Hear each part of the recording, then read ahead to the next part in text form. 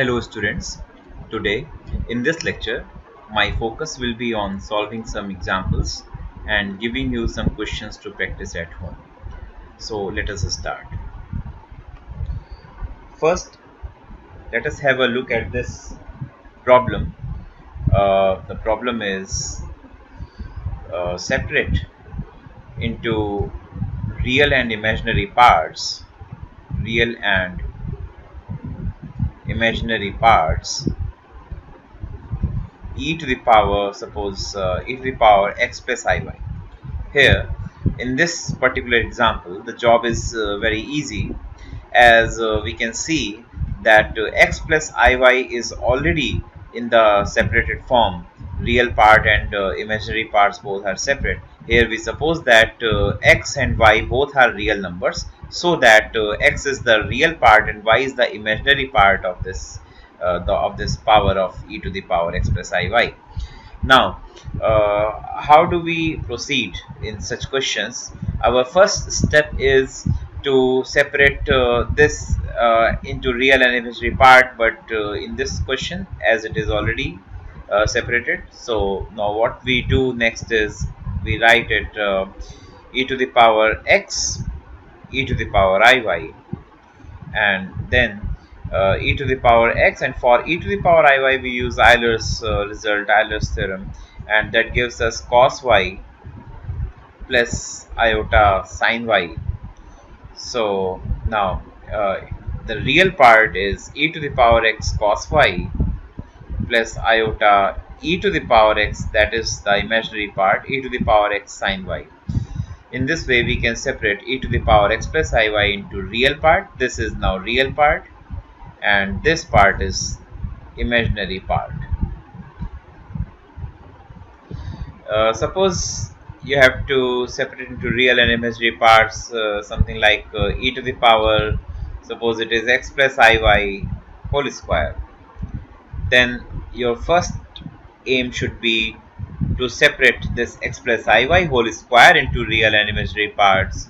And this is a very simple question. You can directly you have no need to use de Moivre's theorem. It's because it's a simple square, and you can directly do this using a square plus b square. Iy square will be minus y square plus iota into 2xy, 2ixy. So now you can directly write it e to the power x square minus y square into e to the power iota 2xy, and then uh, it will become e to the power x square minus y square multiplied to e to the power I theta, and it is cosine of 2xy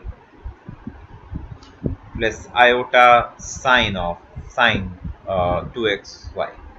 So in this way we can separate these into real and imaginary parts. Now we proceed to our next example, and the next example is separate sine of something like sine of x plus iy into real and imaginary parts. Now, as I told you earlier that अब हम लोग क्या कर रहे हैं कि जैसे पहले हम लोग पढ़ते थे साइन थीटा, जहाँ पर थीटा क्या होता था, एक रियल नंबर होता था. हम लोग अलग अलग रियल वैल्यूज़, थीटा की अलग अलग रियल वैल्यूज़ के लिए साइन थीटा डिटरमाइन करते थे. उसका ग्राफ भी हम लोग ट्रेस करते थे, और वो ग्राफ कुछ इस तरह से एक पीरियोडिक ग्राफ हम लोगों को मिलता था. सो अभी क्या है, मैंने आपको पिछले लेक्चर्स में भी बताया कि हम लोग थीटा की जगह जो एक रियल नंबर होता था, एक रियल एंगल एक होता था, उसकी जगह पे हम लोग कॉम्प्लेक्स नंबर्स लेंगे. तो जैसे मैंने यहाँ x प्लस आई वाई लिया है. If you want to find the value of sin x plus iy, or moreover you can say if you want to separate this sin x plus iy into real and imaginary parts, what you need to do is first you have to separate this into real and imaginary parts. So now we can see that it is already separated into real and imaginary part. X is real part and y is imaginary part. Here again I am assuming that both x and y are real numbers, right? Now the next step is to use the formula sine a plus b. Using sine a plus b formula, we will get sine a means sine x cos iota y plus cos x sine iota y. And cos iota y is, we know that it is cos hyperbolic y. I have already told you that cos iy is cos hyperbolic y. Similarly, sine iota y is I sine hyperbolic y. So now we can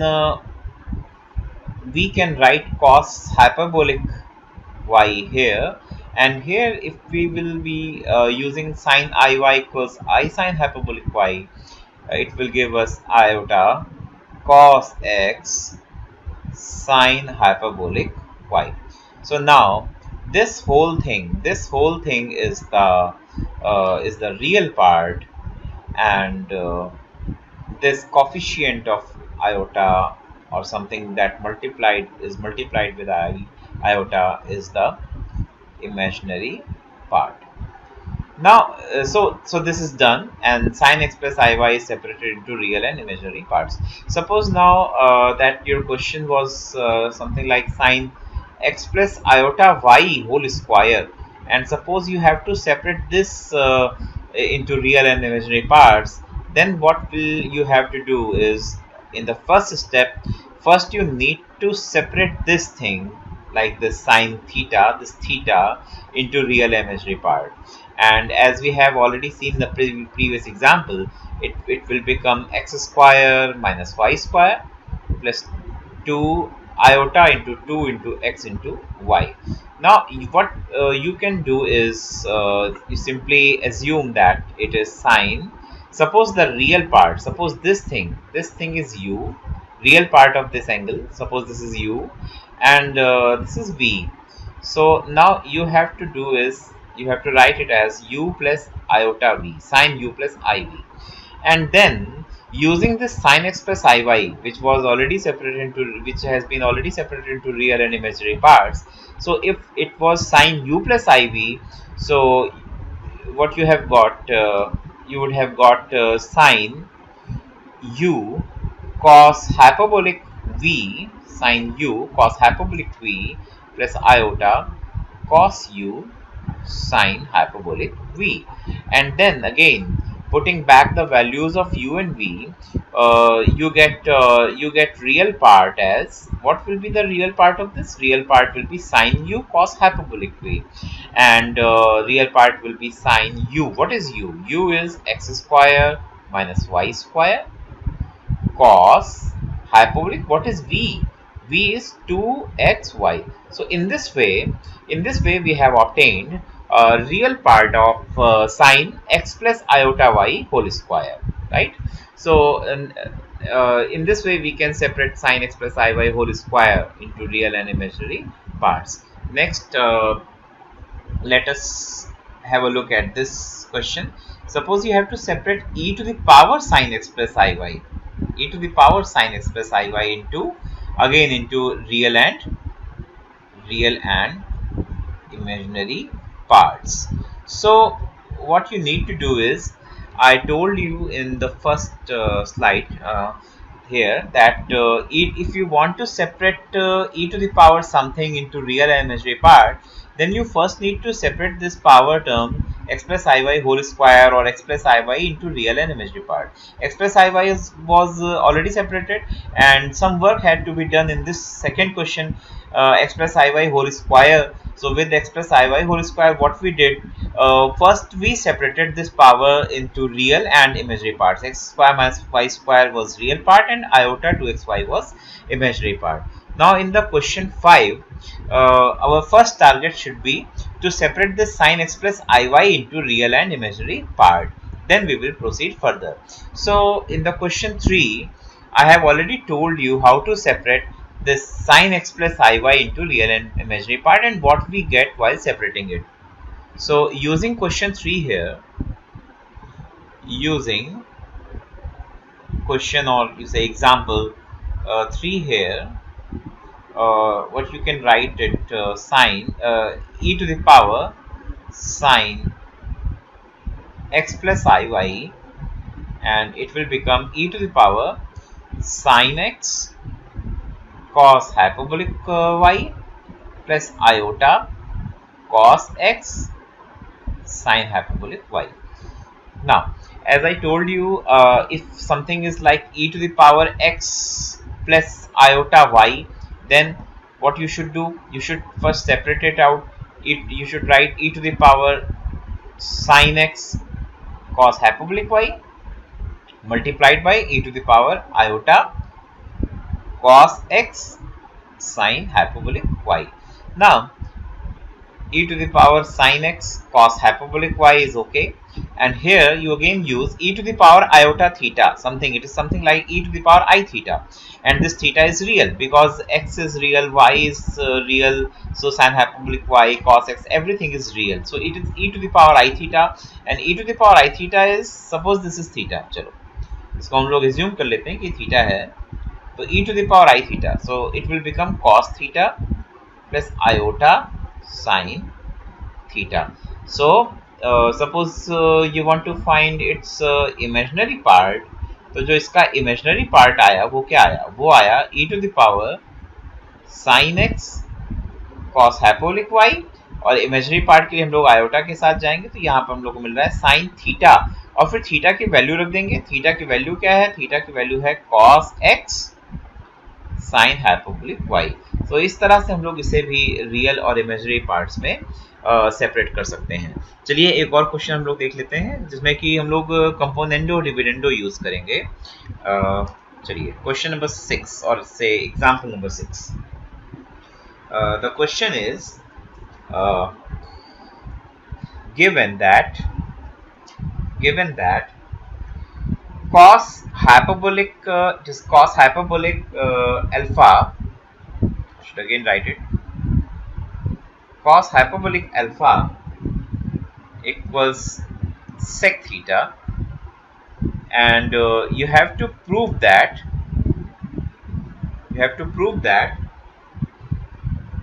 tan hyperbolic square alpha by 2 equals tan square theta by 2.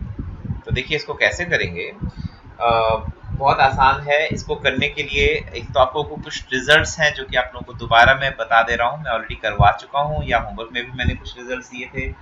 जैसे कि अगर आपको 1 minus cos theta मिलता है, तो 1 minus cos theta और 1 plus cos theta के लिए आप लोगों ने हाफ एंगल फॉर्मूला पढ़े होंगे, इंटरमीडिएट में आप लोगों ने किए होंगे. तो 1 माइनस कॉस थीटा की जगह पे आप क्या लिखते हैं, 2 साइन स्क्वायर थीटा बाई 2, और 1 प्लस कॉस थीटा की जगह 2 कॉस स्क्वायर थीटा बाई 2. ये तो आप लोगों ने ऑलरेडी इंटरमीडिएट में क्लास 12 में आप लोगों ने देख रखा है. अब यहाँ पर जब हम लोग हाइपरबोलिक की बात करते हैं तो वहाँ पर रिजल्ट्स थोड़े से डिफरेंट हैं और आप लोग ऑलरेडी कर चुके हैं. तो कॉस, जैसे कि कॉस हाइपरबोलिक अल्फा माइनस 1 है, तो कॉस हाइपरबोलिक अल्फा माइनस 1 की जगह पे क्या हो जाता है, ये हो जाता है 2 sine hyperbolic square alpha upon 2. और इसी तरह से अगर कॉस हाइपरबोलिक अल्फा प्लस 1 है, so it becomes 2 cos hyperbolic square alpha by 2. ठीक है, ये आप लोग जरूर एक बार जो मैंने पिछले टर्म्स पे बताया है और कुछ काम दिया था उसको आप लोग जरूर देखिएगा, रिवाइज कीजिएगा. चलिए अब जैसे इस क्वेश्चन को हम लोग कर रहे थे, तो here what we do is we write the left hand side cos hyperbolic alpha as cos hyperbolic alpha upon 1, and then we write sec theta as 1 upon cos theta. Then suppose a upon b is given to be equal to c upon d, then what is componendo dividendo? देखिए जब हम लोग componendo और dividendo apply करते हैं तो basically अगर दो रेशियोज इस तरह से इक्वल हैं तो कंपोनेंट और डिविडेंडो अप्लाई कर लेने से a minus B divided by a plus B, और it will be equal to same will be done here, c minus d, जैसे यहाँ a minus b upon a plus b, so here c minus d upon c plus d. If we use here in this particular equation, component or dividendo, we will get cos hyperbolic alpha minus 1 divided by cos hyperbolic alpha plus 1 equals 1 minus cos theta divided by 1 plus cos theta. और फिर cos hyperbolic alpha minus 1 की जगह आप लिख सकते हैं 2 sin hyperbolic square alpha by 2 और cos hyperbolic alpha plus 1 की जगह ये। और जब डिवाइड करेंगे तो 2 से 2 कैंसिल हो जाएगा और sin hyperbolic alpha by 2 upon cos hyperbolic alpha by 2 will be tan hyperbolic alpha by 2।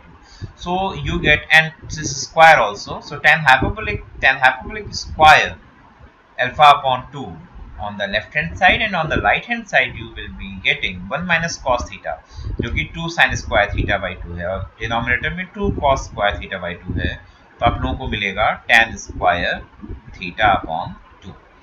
So in this way you have proved what you wanted to. Tan hyperbolic square alpha by 2 equals tan square theta by 2. हमारा जो next example है वो है tan x plus आई Y, और tan x plus आई Y को भी हम लोग रियल और इमेजिनरी पार्ट्स में सेपरेट करेंगे। तो देखिए कैसे करना होगा इसे। tan x प्लस आई वाई को हम लोग लिख सकते हैं साइन x प्लस आई Y upon cos x plus आई वाई। और एक बहुत आसान सी बात आप लोग ध्यान रखिए कि अगर कभी भी आपको रियल और इमेजिनरी पार्ट्स में इस तरह से सेपरेट करना है और न्यूमरेटर और डिनोमिनेटर दोनों में आप लोगों को कॉम्प्लेक्स नंबर मिल रहा है, तो आप लोग क्या करेंगे कि जो आपका डिनोमिनेटर है, जो हर है, उसमें जो कॉम्प्लेक्स नंबर दिखता हो उसके कॉन्जुगेट से आप न्यूमरेटर और डिनोमिनेटर दोनों में मल्टीप्लाई करेंगे। तो देखिए बेसिकली x प्लस आई वाई का जो कॉन्जुगेट होगा z बार, वो तो होता है x माइनस आई वाई, लेकिन डिनोमिनेटर में x प्लस आई वाई नहीं है, डिनोमिनेटर में cos of x plus I y है। तो यहाँ पर cos of x plus I y का जो डिनोमिनेटर होगा वो हो जाएगा cos of x minus i Y.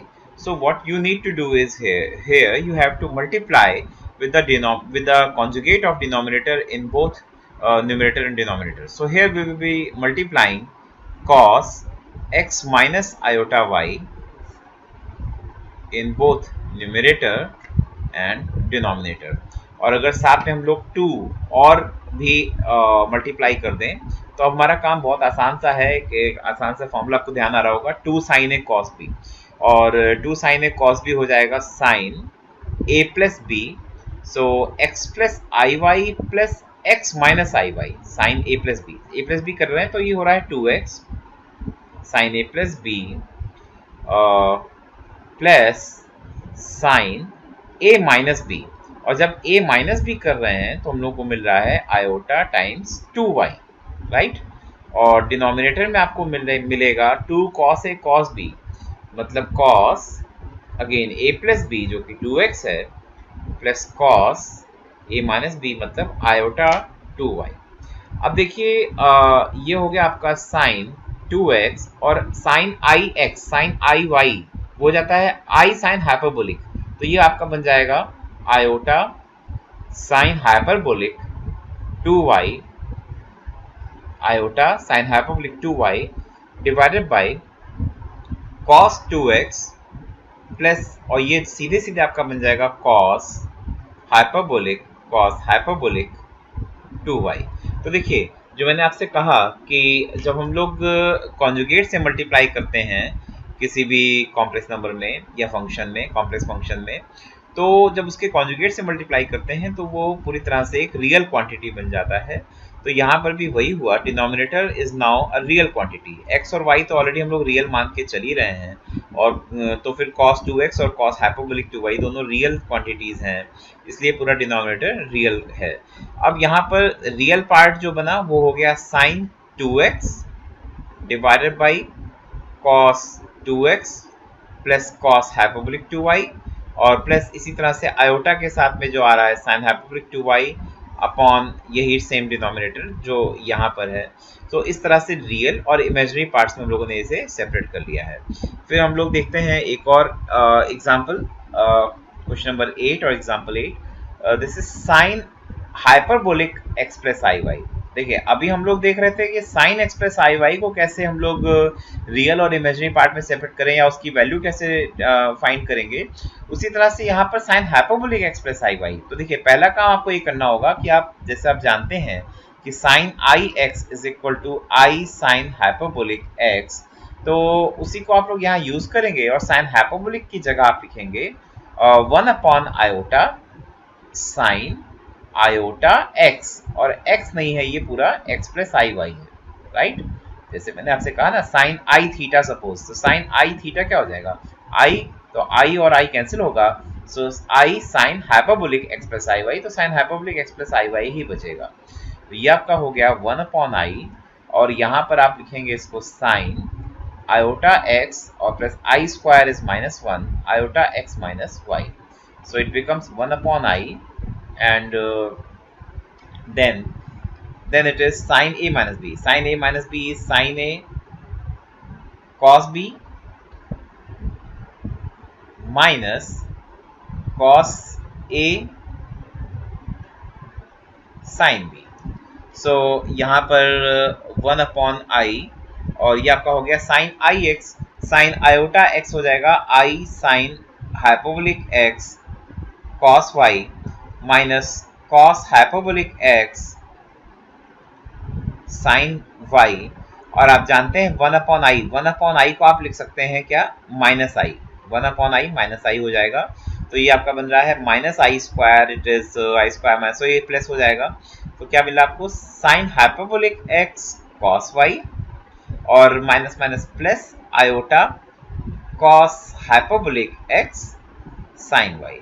तो इस तरह से आप रियल और इमेजिनरी पार्ट्स में सेपरेट कर सकते हैं साइन हाइपरबोलिक एक्स प्लस आई वाई को।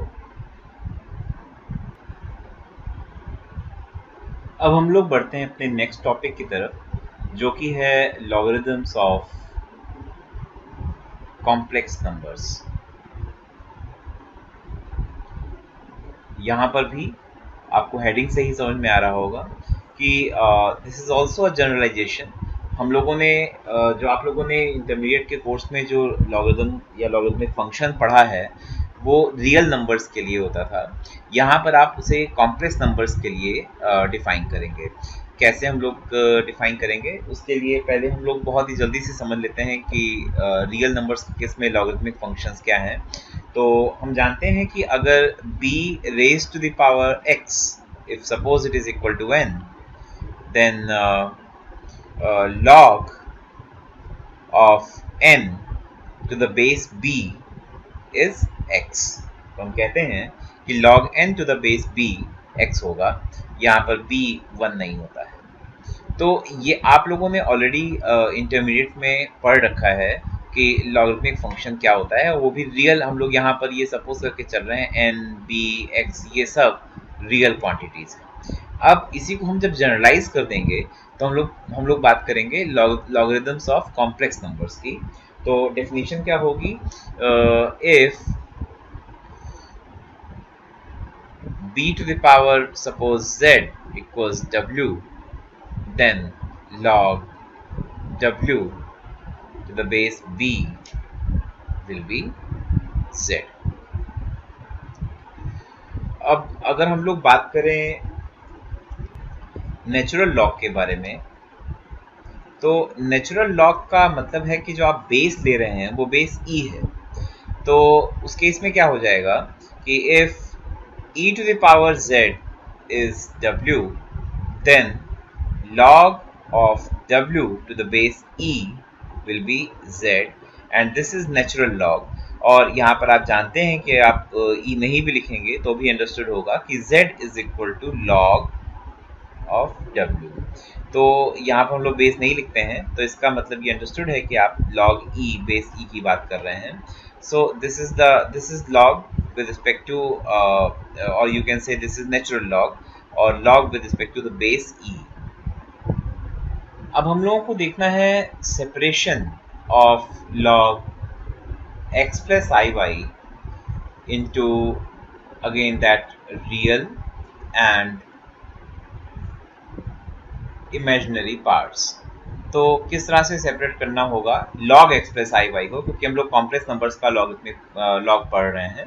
तो उसके लिए क्या करते हैं, देखिए सबसे पहले आप log x प्लस आई वाई को आप सपोज कर लीजिए, suppose that it is equal to u plus i we.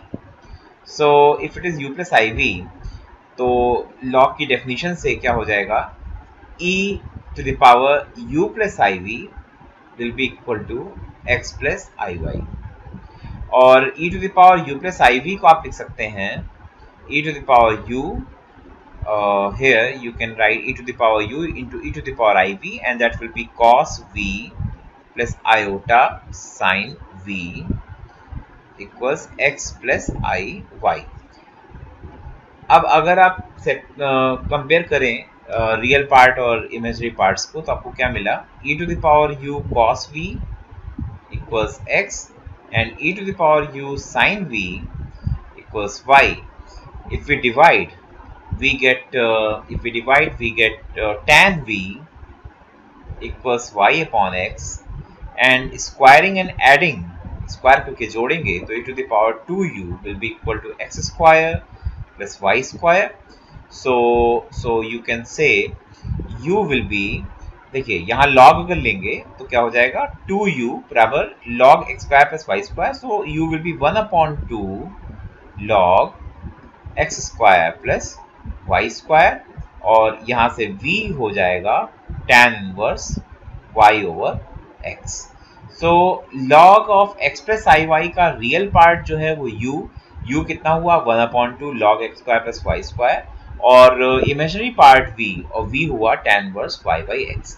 एक और बहुत आसान तरीके से आप इसको समझ सकते हैं, उसके लिए क्या करेंगे, सबसे पहले x प्लस आई वाई को पोलर फॉर्म में चेंज कर लीजिए। पोलर फॉर्म में मतलब r cos theta plus iota sine theta, और यहाँ पर आप इसको लिख पाएंगे r e to the power I theta। Now if you take log both sides, log x plus iy, it will be equal to log of r plus log e to the power iota theta, and it will give you log r plus I theta। r क्या है, r is modulus and theta is argument, तो r कितना हो जाएगा, under root x square plus y square, square root of x square plus y square plus iota, theta क्या हो जाएगा, tan inverse y divided by x। तो इस तरह से देखिए वही बात हम लोगों को फिर से मिली, इसको आप कह सकते हो 1/2 log x square plus y square, उसको आप कह सकते हैं। तो रियल और इमेजिनरी पार्ट्स में सेपरेशन तो ये हो गया, लेकिन यहाँ पर भी हम लोग जैसे पहले केसेस में हम लोगों ने प्रिंसिपल वैल्यू और जनरल वैल्यू पढ़ी थी, उसी तरह से यहाँ पर भी प्रिंसिपल वैल्यू और जनरल वैल्यू होती है, और प्रिंसिपल वैल्यू रेंज डिफाइंड है स्पेसिफिकली। तो यहाँ पर प्रिंसिपल वैल्यू रेंज के लिए क्या करते हैं, देखिए आप देख रहे हैं कि जब यहाँ log of x plus I y हम लोग डिटरमाइन कर रहे हैं, तो log of x plus I y determine करते हुए हम लोगों को एक्स प्लस आई वाई का मॉडुलस r और उसका आर्ग्यूमेंट जो कि थीटा होता है उसकी ज़रूरत पड़ रही है। तो आप जानते हैं कि जो आर्ग्यूमेंट z है या argument of x plus I y है जो कि थीटा है, तो इसके लिए एक प्रिंसिपल वैल्यू रेंज हम लोगों ने ऑलरेडी पढ़ रखी है, और जो इसकी प्रिंसिपल वैल्यू रेंज थी वो थी -पाई से प्लस पाई के बीच में। तो अगर हम लोग थीटा यहाँ पर जो है, थीटा ही argument of x plus I y हमने माना था, तो अगर थीटा की वैल्यू -पाई और इस तरह से प्लस पाई के बीच में हम लेते हैं, तो हम कहते हैं कि ये जो वैल्यू है log of x plus I y की, जो ये जो वैल्यू है जहाँ थीटा है tan inverse y upon x, तो ये value log of x plus I y की कहलाती है प्रिंसिपल वैल्यू। अब अगर हम लोगों को प्रिंसिपल वैल्यू पता हो तो हम लोग जनरल वैल्यू कैसे लिखेंगे वो भी समझ लेते हैं। देखिए log of x plus I y, यहाँ पर मैंने इसका जो पहला लेटर है वो कैपिटल लेटर लिखा है log कैपिटल L। ये हम लोग यूज़ करते हैं, जैसा पहले भी आप लोग देख चुके हैं जनरल वैल्यू के केस में, तो जो जनरल वैल्यू होगी वो होगी 2n pi i plus log x plus I y, जहां पर ये वैल्यू प्रिंसिपल वैल्यू होगी। So this is the relation between general value and principal value. और साथ ही साथ में प्रिंसिपल वैल्यू के लिए क्या हो जाएगा, ये अगर हम लोग x प्लस आई वाई को थोड़ी देर के लिए z मान लें, चलिए z है x प्लस आई वाई, तो ये क्या हो जाएगा, हम लोगों ने पिछली स्लाइड में क्या देखा, log of z is equal to log of mod z plus iota argument z, क्योंकि थीटा क्या है, थीटा आर्ग्यूमेंट z है अगर हम लोग इसको z मान लें, और r क्या है, r z का मॉडुलस है। तो उसी तरह से यहाँ पे जब लोग प्रिंसिपल वैल्यू की बात करेंगे तो हो जाएगा log of mod z plus iota argument of z, और वो भी आर्ग्यूमेंट की कौन सी वैल्यू, प्रिंसिपल वैल्यू, मतलब कि ये जो वैल्यू होगी ये between minus pi and plus pi इसके बीच में लाई करेगी, तो ये हो जाएगी प्रिंसिपल वैल्यू, और 2m पाई आई में ऐड करके हम लोग जनरल वैल्यू फाइंड कर सकते हैं।